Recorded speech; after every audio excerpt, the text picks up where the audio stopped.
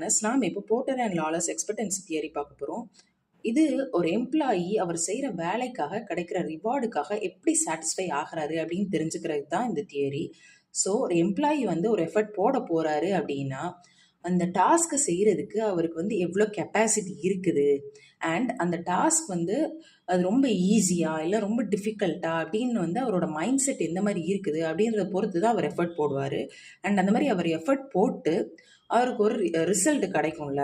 So அந்த result கிடைக்கிறத அவர் எப்படி வந்து ஃபீல் பண்ணுறாரு, அது இன்ட்ரின்சிக் ரிவார்ட் அப்படின்னா, ஸோ நான் ரொம்ப நல்லா பெர்ஃபார்ம் பண்ணியிருக்கிறேன், எனக்கு இந்த டைம் ஸோ லாஸ்ட் டைம் பண்ணதை விட இந்த டைம் பெட்டராக பண்ணியிருக்கிறேன் அப்படின்ற மாதிரி அவரை மோட்டிவேட் பண்ணிக்கிறது இன்ட்ரின்சிக் ரிவார்ட்.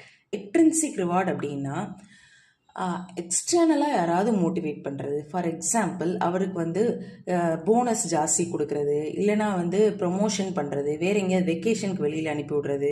ஸோ அந்த மாதிரிலாம் பண்ணுறது வந்து எக்ஸ்ட்ரின்சிக் ரிவார்ட்.